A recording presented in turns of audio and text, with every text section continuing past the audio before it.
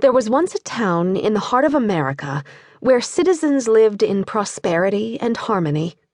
In that town lived a young family, full of hope and promise, in a small but neatly kept home. In the mornings, the children walked to the local elementary school, and the parents headed to work. They spent evenings together after doing homework and sharing a family meal. The family wasn't rich, but it was prosperous. Work was secure, and together the parents made more than enough money to cover expenses and steadily add a bit to savings.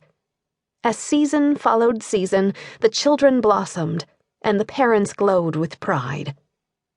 Material abundance surrounded them. Nearby shops stocked more than anyone could ask for, attractively displayed and carefully labeled at reasonable fixed prices. The supermarket alone stocked 30,000 items for the household. Whatever wasn't available locally could conveniently be ordered from locations far and wide. Choices had to be made, of course, but a decent income and responsible spending habits covered the necessities, as well as treats like vacations and a few indulgences. Year followed blissful year, until one day the parents noticed things had changed. Work became a little less secure, and expenses seemed harder to meet. The first shock came in the form of a surprise medical bill that insurance did not cover, followed by a very expensive car repair during an inopportune time when the family was hundreds of miles from home. Next, the mortgage payment rose sharply. At the supermarket, despite incessant promotions and discounts, the final bill always seemed to be higher than expected. Cellular phone and internet bills occasionally jumped by hundreds of dollars. The price of energy, electricity, and heating oil began to spike inexplicably. Banking and credit card fees popped up where none had been before. The investment fund holding the family's savings suffered a loss. Worst of all, a drop in their home's value made it worth less than the amount due on the mortgage. The formerly happy family felt a kind of blight creep into their lives. Where once they had felt security, they now felt festering anxiety. Vague financial concerns coalesced into a gnawing dread of impending need.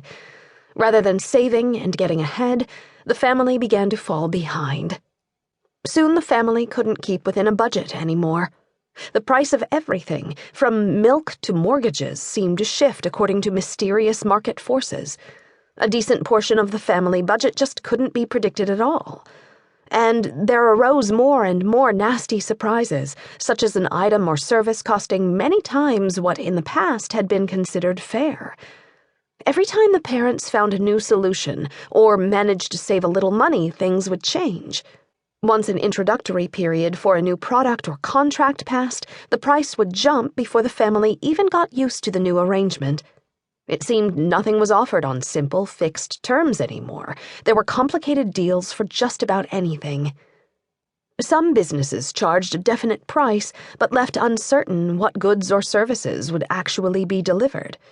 Other products required contracts with penalties and fees that kicked in all the time. The parents began to have slightly paranoid concerns.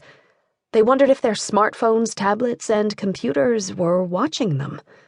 Aggressive online offers appeared to correspond to private email messages. Search results took into account not just location, but other preferences that could only come from intimate knowledge. The price of eggs spiked just before a Sunday brunch party, which seemed odd. And even gasoline seemed to cost more when the family was running late. The worst of it was, the family felt as if it were on its own. There was no recourse when they made a bad bargain. The terms worked against them in whichever one of the hundreds of service contracts and user agreements the parents had apparently agreed to. They couldn't appeal to the unfairness of it all because they could no longer tell what was fair and didn't even fully understand the terms of what they were buying.